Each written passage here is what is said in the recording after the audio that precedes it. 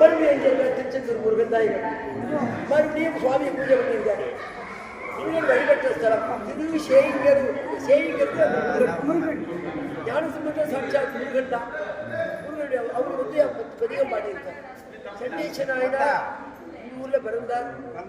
அவருடைய சிவபக்திக்காக செட்டிகேஸ்வரன் மொத்தத்தை சுற்றி, அதனால இந்த செட்டிகேஸ்வரர் வந்து ஜடாபாரம், விரிந்தசர, கொன்றை மாலை, வீரச்சந்திரன், கங்கை, நெற்றிக்கண்ணு, ஒரு காதலத்தோடு நீ சிவாம்சமா இருக்காரு. அவர்கிட்ட போய் ஓம் நம கைகே தட்டப்படாது. ஓம் நம சிவாயங்கிற பஞ்சாட்சரத்தை சொல்லணும். உடனே ஆஹா இந்த கோயிலுக்கு வந்தார், பாபா வந்துட்டா அப்படிம்பாரு. அடுத்தடுத்து இம்ப்ரூவ்மெண்ட் தான் வரும்.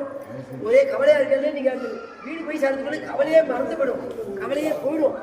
அடுத்தடுத்த இம்ப்ரூவ்மெண்ட் இருக்கும். உங்களுக்கு ஏதாவது மனசு கஷ்டம் இருக்கா, இங்க வந்து ஒரு முறை சுவாமி தரிசனம் பண்ணி போங்க, எல்லாம் நிவர்த்தியா. பெரிய சோழராஜாக்களால ஆராதிக்கப்பட்ட சுவாமி. சிட்டியில இருந்தா ஹோஹோன்னு இருப்பார். இங்க தேவமா ஏகாந்தமா இருக்காரு. யாருக்கு பூர்வ புண்ணிய சுகிருதம் இருந்தாதான் இந்த கஷேத்திரத்திலே கால் வைக்க முடியும். நாம இந்த கஷேத்திரத்துல இருக்கிறவங்க வந்து சாமியை வழிபாட்டாலும் அந்த கஷேத்திரவாசிகளை பார்த்தாலே புரியும். சத்தியம் அடிக்கிறது. ஆமா, கஷேத்திரவாசிகளை பார்த்தாலே புண்ணியமா இருக்கும். கயால இருக்காங்க, கயால இருக்க சாமி பார்க்கணும் அவசியம். கயால இருக்கிற அந்த ஆள்களை, அந்த ஜனங்களை பார்த்தாலே புண்ணியம்.